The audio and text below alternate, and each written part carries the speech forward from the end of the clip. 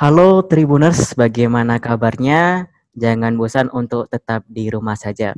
Oke, kali ini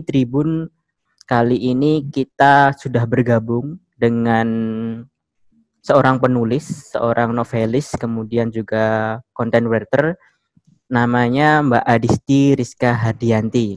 Nah, pada kali ini kita akan membahas suatu tema yang menarik dan masih berhubungan dengan pandemi COVID-19 ini di Indonesia. Kita akan membahas tema namanya writing healing gitu ya Mbak. Mungkin bagaimana kabarnya Mbak? Iya, alhamdulillah baik sekali Mas Endra kabarnya. Ya mungkin bisa sapa dulu Mbak teman-teman Tribun yang ada di rumah Mbak. Iya, halo selamat sore semuanya untuk teman-teman Tribun News. Perkenalkan nama saya Disti Rizka. Saya biasa disapa dengan panggilan Adis. Saya merupakan content writer dan penulis novel pemula mungkin ya teman-teman seperti itu. Oke. Oke Mbak, langsung saja Mbak Adis. Sebenarnya Iya, gimana Mas? konsep writing healing ini seperti apa sih Mbak sebenarnya? Apa bedanya dengan konsep menulis lainnya seperti itu Mbak? Iya, oke terima kasih Mas Endra. Jadi kalau kita bicara tentang writing for healing ya, healing ini kan kayak kita penyembuhan kalau bahasa psikologisnya. Cuman di sini kan saya bukan psikologis, saya sebagai mungkin dalam tanda kutip penulis. Jadi writing for healing atau writing healing ini kalau menurut saya pribadi sebenarnya adalah sebuah konsep di mana kita menggunakan tulisan sebagai bahan atau sebagai wadah untuk meluapkan emosi kita gitu. Jadi kalau menurut saya pribadi, apapun yang ada di pikiran kita itu seharusnya diekspresikan dengan cara sebaik-baiknya dan sebenar-benarnya. Karena misal nih, ini kan kita lagi di suasana COVID-19 seperti ini nih ya Mas ya. Kita jenuh di rumah, kita kayak ada rasa bosan di rumah, kita kayak ada rasa selain bosan, selain jenuh, kok cuman gini-gini aja. Nah, biasanya semakin kita jenuh itu kan emosinya biasanya semakin menumpuk seperti itu. Nah, untuk kita meluapkan emosinya itu di hal-hal yang baik, kita bisa gunakan tulisan ini sebagai rasa peluapan emosi kita gitu, seperti itu. Jadi biar kasarannya nggak stres-stres banget lah kayak gitu, Mas. Oh, jadi kalau bisa dibilang ini sebagai terapi gitu ya Mbak untuk kita Iya, bisa betul sekali. apa ya setidaknya mengurangi beban pikiran kita. Jadi sebenarnya Betul. konsepnya sama ya Mbak dengan sebenarnya curhat, tapi curhatnya Iya, dengan tulisan gitu ya. iya, betul sekali. Kalau kita bicara anak-anak muda zaman sekarang, kalau misalnya mau curhat lewat di media sosial, pasti ada yang bilang, ini deh, gue kan juga nulis, tapi di media sosial. Nah, kalau saya pribadi, sebenarnya, kalau nulis di media sosial itu, misal katakanlah ya, maksudnya menulis status di Facebook gitu kan ya, itu kalau buat saya pribadi sebenarnya, kategori nulis status di Facebook atau di WhatsApp, itu bukan kategori writing for healing kalau buat saya pribadi Mas, seperti itu. Medianya beda lah. Kalau writing for healing, teman-teman mungkin bisa menulisnya itu entah di buku diary, entah di blog, entah mungkin sekarang banyak banget ya. Kita tahu di Indonesia banyak sekali media-media platform ternama yang menyediakan wadah untuk anak-anak muda tuh bisa nulis seperti itu. Tapi tidak di media sosial, dalam artian status Facebook, status WhatsApp, seperti itu sih Mas. Karena itu nanti beda, bukan writing for healing kalau menurut saya, seperti itu. Kalau untuk bedanya seperti apa Mbak ketika kita menulis di media sosial dengan kita menulis dengan konsep writing healing ini, sebenarnya perbedaannya di mana sih Mbak? Apakah cuma hanya medianya saja atau lebih ditujukan, oh ini tulisan ini loh untuk saya sendiri atau tulisannya itu untuk diri saya dan orang lain gitu Mbak? Oh gitu. Iya, kalau untuk kita nulis misalnya katakanlah media sosial ya Mas, kita bicara konteksnya media sosial ini adalah Facebook atau mungkin WhatsApp ya yang paling sering digunakan untuk katakanlah curcol seperti itu. Nah, kalau saya pribadi untuk nulis di WhatsApp atau di Facebook ini, saya tidak mengkategorikan itu sebagai writing for healing. Karena kenapa? Orang-orang cenderung menulis status di akun sosial itu akun media sosial itu kalau bagi saya itu seperti kayak penyaluran narsisme gitu. Bukan lebih ke writing for healing. Jadi kayak penyaluran narsismenya kadang sesekali itu bisa jadi mungkin saya atau mungkin Mas Endra atau mungkin anak-anak milenial sekarang itu ada rasa ingin dilihat hebat atau ada rasa ingin diperhatikan oleh orang-orang lain. Nah, di sini sesekali waktu sering kan kita ngelihat mereka akhirnya update status seperti itu, menuliskan misalnya lagi galau, lagi resah, lagi gelisah, atau lagi kangen atau siapapun. Kalau buat saya itu seperti mengumbar kehidupan pribadi mereka di akun sosial mereka, dan itu bukan masuk kategori writing for healing. Sementara kalau writing for healing itu biasanya medianya kita bisa pakai, paling simpel adalah buku diary. Nah, kalau untuk di writing for healing ini, kalau di buku diary atau mungkin di blog-blog yang kategorinya itu bukan platform tulisan, karena sekarang banyak sekali ya Mas, kalau kita bicara dengan media yang memiliki platform tulisan untuk anak muda, kalau kita bicara tentang blog, buku diary untuk menulis writing for healing ini, mereka menuliskannya itu bebas. Jadi konsep dari writing for healing ini sendiri adalah menulis ekspresif, yang artinya tulisan mereka itu tidak ada aturan-aturan baku dalam dunia kepenulisan. Dan itu tentunya berbeda kalau kita mungkin sebagai jurnalis seperti Mas Endra, ataupun ketika kita menulis artikel di media platform-platform tersebut. Seperti itu aja sih, Mas. Jadi, kalau di writing for healing, kita bebas berekspresi. Kita mau nulis apa aja, tidak ada aturan baku, kita mengekspresikan apapun yang ingin kita tulis, di situ kita tulis. Tidak ada aturan baku tulis-menulis, tidak ada, katakanlah, misalnya kita penggunaan awalan di seperti itu nggak terlalu penting kalau di menulis ekspresif. Tapi kalau kita bicara misalnya untuk penulisan media, itu nanti akan berbeda lagi. Seperti itu sih, Mas, kalau menurut saya pribadi. Oke, jadi secara dasar bedanya seperti itu ya, Mbak. Satu diikat sama aturan, satu bebas sebebas-bebasnya gitu, bisa dikatakan gitu ya. Oke. Iya, betul. Kemudian Mbak, pertanyaan kedua, Mbak. Ya. Ini kan kita bangsa Indonesia baru dilanda, bukan bangsa Indonesia saja, tapi juga bangsa-bangsa di dunia baru ditimpa musibah pandemi COVID-19 ini. Nah, dampaknya pun beragam, tidak hanya dari segi kesehatan pun, tapi juga dari psikis sendiri gitu, Mbak. Contohnya yang nyatanya ketika kemarin ada pandemi, ada panic buying misalkan, itu contoh nyatanya kan seperti itu, dan lain sebagainya, stres dan kemungkinan stres itu juga ada. Nah, sebenarnya kalau dari konsep writing healing ini, Mbak, writing for healing ini sebenarnya seberapa efektif sih, Mbak, untuk meredam suatu kepanikan, entah itu kepanikan akibat COVID sendiri atau kepanikan yang sebenarnya turunan dari COVID, misalkan masalah keluarga akibat COVID, kemudian masalah ekonomi juga kan bisa sangat dimungkinkan untuk terjadi saat ini gitu, Mbak. Kemudian misalkan kangen untuk kuliah, kangen untuk bekerja di kantor, itu kan sangat dimungkinkan terjadi stres untuk ada dampak di situ. Mungkin bisa dijelaskan, Mbak, seberapa efektif sebenarnya konsep ini, Mbak? Kalau kita bicara tentang seberapa efektif sih, saya rasa mungkin kembali ke masing-masing pribadinya ya, Mas. Karena kan tingkatan tekanan setiap pribadi orang itu beda-beda seperti itu. Tapi kalau menurut saya pribadi, mungkin kalau di saya pribadi efektif ya, Mas ya. Karena begini, ketika kita nggak punya kegiatan apapun dan ketika kita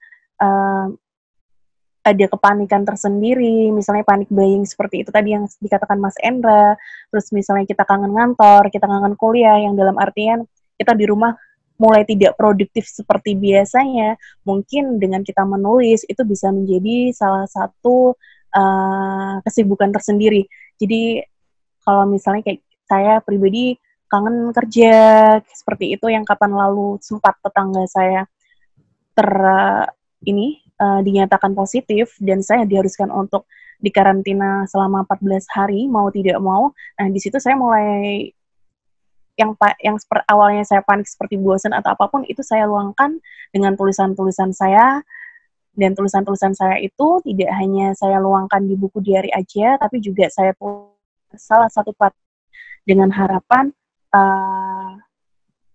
siapapun dapat membaca, dan ketika kamu panik, kamu bisa melakukan kegiatan yang itu nggak cuma bermanfaat, tapi juga bisa menginspirasi teman-teman semuanya, seperti itu. Oke. Tapi kita balik lagi ke pribadinya masing-masing, karena tiap orang itu kan tingkatan stresnya juga beda-beda, seperti itu. Oke, jadi kalau boleh saya maknai konsep wording for healing For ini sebagai healing. satu alternatif ya Mbak, daripada sekian alternatif. Jangan misalkan kalau Iya, ada orang betul. tuh yang suka curhat, ya udah kalau mau menurunkan tingkat stresnya curhat aja. Kalau orang introvert misalkan kan nggak bisa speak out lebih banyak daripada orang yang ekstrovert kan pastikannya Mbak, yang lebih pasti memilih untuk Iya, lewat lewat apa ya, lewat konsep ini, konsep waiting for healing ini, daripada menceritakan keluh kesahnya ke semua orang gitu ya Mbak. iya betul Hmm. Mas. Karena kan kadang ada baiknya kita tidak mengumbar kehidupan pribadi kita ke sebuah status, tapi kalau misalnya kita ingin katakanlah mengekspresikan diri kita, kita mungkin menulis ini bisa menjadi salah satu wadah yang baik yang tidak hanya bisa meluapkan emosi kita, tapi mungkin tulisan ini nanti bisa menginspirasi teman lainnya yang ataupun para pembaca lainnya dari tulisan-tulisan kita ini seperti itu. Oke.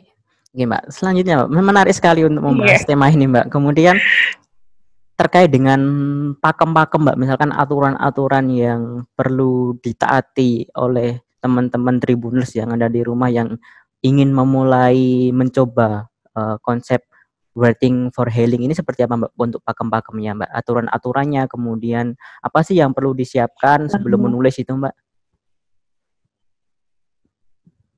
Mohon maaf Mas Indra bisa diulangi lagi karena tadi kalimatnya terputus-putus Oke gitu. Mbak. Oke, jadi konsep atau aturan lah Mbak, simpelnya aturan atau pakem-pakem yang perlu diperhatikan sebelum kita menulis dengan konsep writing for healing ini Mbak. Iya. Jadi kalau kita menulis writing for healing, ini sebenarnya kita lebih ke penulisan ekspresif ya Mas ya.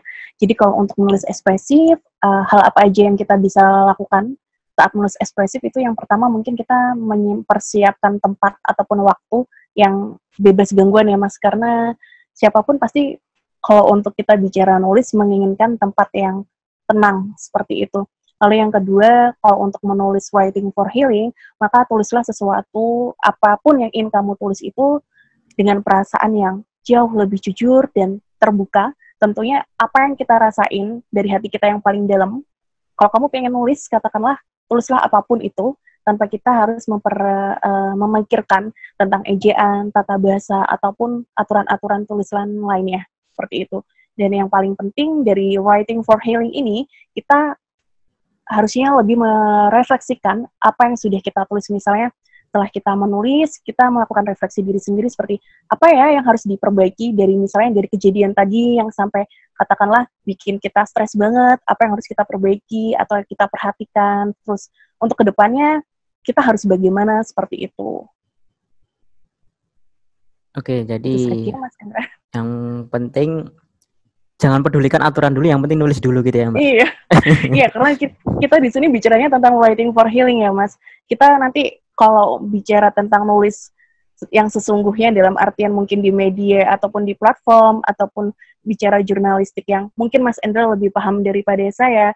Kalau untuk menulis seperti itu banyak sekali aturannya ya Mas ya, nggak cuma ejaan, tata bahasa atau bahkan mungkin seperti aturan-aturan penulisan lainnya ada yang seperti narasi, listicle, dan lain-lainnya. Saya rasa Mas Endra kalau kepenulisan jurnalis lebih paham daripada saya seperti itu. Oke, siap-siap. Ini Mbak, yang terakhir Mbak, saran buat Tribuners yang ada di rumah yang masih memiliki banyak waktu luang yang belum termanfaatkan dengan baik dan ingin mencoba konsep menulis writing for healing ini. Kira-kira sarannya seperti apa Mbak?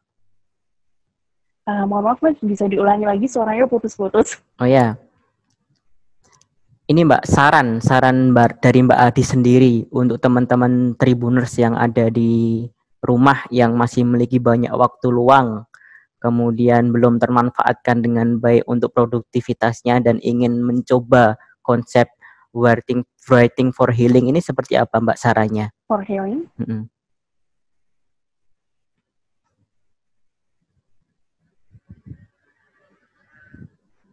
Ya Mbak, bisa mendengar suara saya Mbak? Mohon maaf Mas Endra, bisa tolong diulangi lagi Oke. karena bingung. Iya. Iya. Intinya ini Mbak, saran yang perlu dilakukan sama teman-teman yang ada di rumah yang ingin mencoba menulis dengan konsep ini seperti apa Mbak? Oh iya, jadi untuk teman-teman Tribuners dimanapun yang berada, kalau misalnya kita punya waktu yang kosong dan kita ingin produktif gitu, cobalah untuk menulis. Kita bisa menulis di mana saja, entah di buku diary ataupun di media-media platform yang kini sudah menyediakan berbagai macam bentuk tulisan untuk dibaca oleh sesama anak muda di Indonesia. Itu kalian bisa milih. Jadi saran saya, kalaupun kalian ingin menulis, maka tulislah sesuatu itu dengan jujur, dengan lebih bersyukur ya, apapun yang terjadi dalam hidup kalian. Kalau kalian ingin emosi, maka lampiaskanlah ke dalam wadah yang baik. Di sini menulis itu banyak manfaatnya, selain bisa menyembuhkan trauma, nantinya biasanya ini tulisan ini juga dari hobi bisa menjadi sesuatu yang lebih bermanfaat ke depannya, seperti itu. Jadi buat teman-teman Tribuners, kalau masih ada waktu, masih memiliki banyak sekali waktu senggang dan ingin produktif, maka tidak ada salahnya untuk mencoba menulis. Di sini menulis banyak sekali, dan salah satunya adalah dengan writing for healing, untuk mengisi kekosongan kalian. Nggak perlu kita nulis langsung di media besar, kita bisa menuliskannya mungkin melalui blog-blog pribadi kalian, tapi kalau bisa jangan di media sosial seperti Facebook ataupun status WA, seperti itu aja sih Mas menurut saya. Oke, jadi mungkin kalau bisa saya simpulkan, aturan dari konsep writing for healing cuma satu Mbak, jujur itu tadi ya Mbak.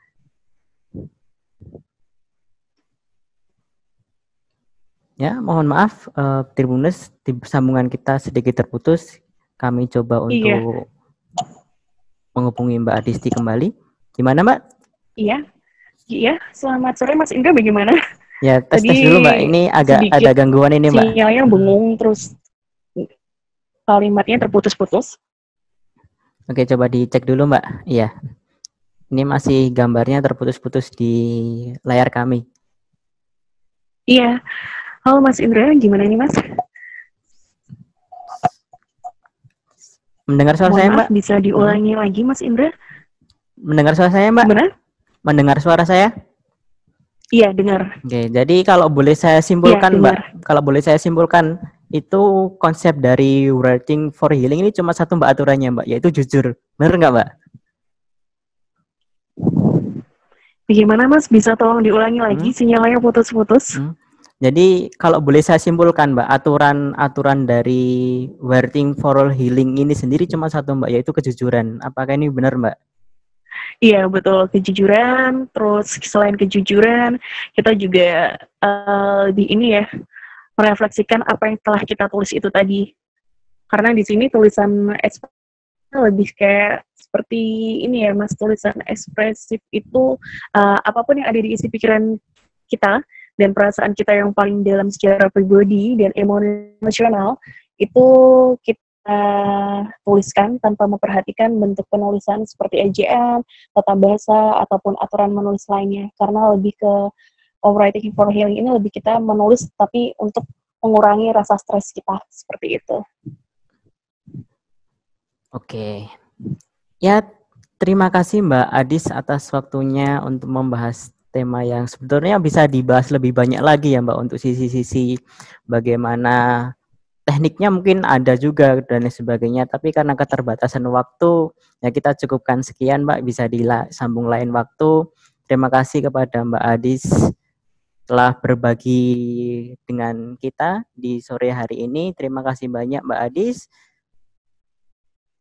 Halo Mbak Adis, bisa dengar suara saya?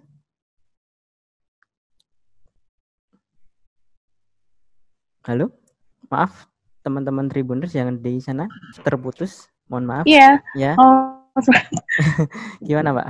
Bisa dengar suara saya Mbak? Sore Mas, ini.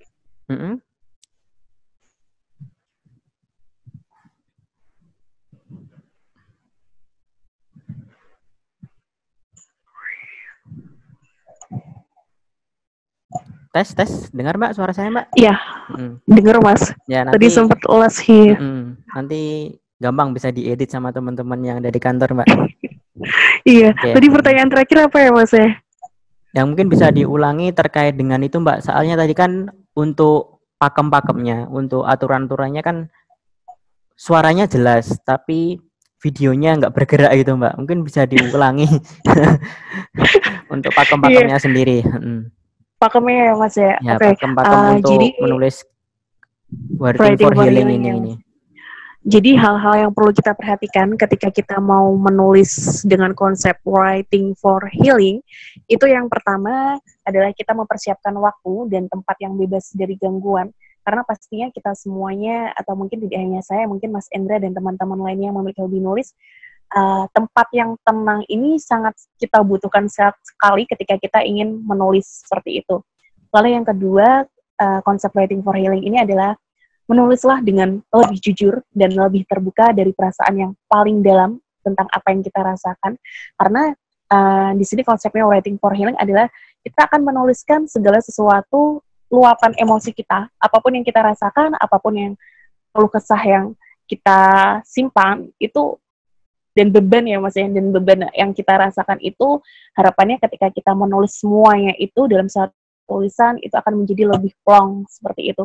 Lalu yang ketiga, ketika kita menulis writing for healing, kita tidak perlu memperdulikan yang namanya ejaan, tata bahasa, dan aturan penulisan. Karena di sini konsep dari writing for healing ini sendiri adalah bagaimana kita menghilangkan rasa stres kita, bagaimana kita menghilangkan beban kita, agar perasaan kita lebih plong dengan sebuah wadah, yaitu yang namanya tadi menulis seperti itu. Dan yang terakhir, ketika kita sudah meluapkan seluruh emosi kita, seluruh keluh kesah kita, dan seluruh beban kita diharapkan dapat merefleksikan dari apa yang kita tulis. Di sini tujuannya adalah untuk jangka depannya kita akan lebih memikirkan seperti apa sih yang harus kita perhatikan setelah kita menuangkan beban kita dari menjadi tulisan-tulisan ini, terus apa sih yang harus, bagaimana perilaku kita yang seharusnya dan sebaiknya setelah kita menghadapi katakanlah permasalahan-permasalahan ini, seperti itu. Ya, sip. Ya, tadi sebenarnya aturannya ada ya Mbak, tinggal nanti untuk tahap awalnya yang penting nilai kejujuran itu didahulukan daripada aturan-aturan yang ada begitu ya Mbak? Iya, benar. Oke. Karena kan konsepnya writing for healing, bukan kita nulis di ini ya, di jurnalistik ya Mas, kan itu beda lagi nanti konsepnya. Okay. Ya Mbak Adis, terima kasih banyak Mbak atas waktunya yang sudah diluangkan waktu untuk kami untuk membahas tema yang sangat menarik, yaitu writing for healing. Semoga yang sedikit ini bisa memberikan manfaat kepada teman-teman yang di rumah atau tribuners yang ingin mencoba memulai daripada waktunya terbuang sia-sia. Bisa nih dicoba untuk menulis writing for healing sekalian. Siapa tahu bisa menjadi terapi kepanikan, apalagi di tengah pandemi seperti ini. Iya, betul sekali Mas. Karena manfaat dari menulis writing for healing ini juga banyak ya Mas. Salah satunya kita mengurangi stres, mengurangi beban kita. Lalu yang kedua itu kita bisa menjadi pribadi yang lebih bersyukur dan lebih jujur ke diri kita sendiri. Lalu yang ketiga ada misalnya pikiran kita tuh jadi lebih jernih, jadi perasaan kita tuh jadi lebih tertata secara emosional. Dan yang paling penting di sini kita juga bisa melatih skill menulis kita seperti itu. Karena kita nggak pernah tahu ya Mas, siapa tahu dari hobi menjadi sesuatu yang mungkin tidak hanya saya, tapi mungkin dari teman-teman semuanya bisa jadi sesuatu yang lebih dari sekedar apa yang mereka pikirkan seperti itu. Oke. Ya Mbak Adis, terima kasih banyak Mbak atas waktunya. Iya, terima kasih banyak Mas Endra. Jangan bosan-bosan tetap untuk di rumah Mbak. Iya, terima kasih banyak Mas Endra. Oke, selamat sore Mbak Adis. Selamat sore Mas Endra. Terima kasih sudah nonton. Jangan lupa like, subscribe, dan share ya.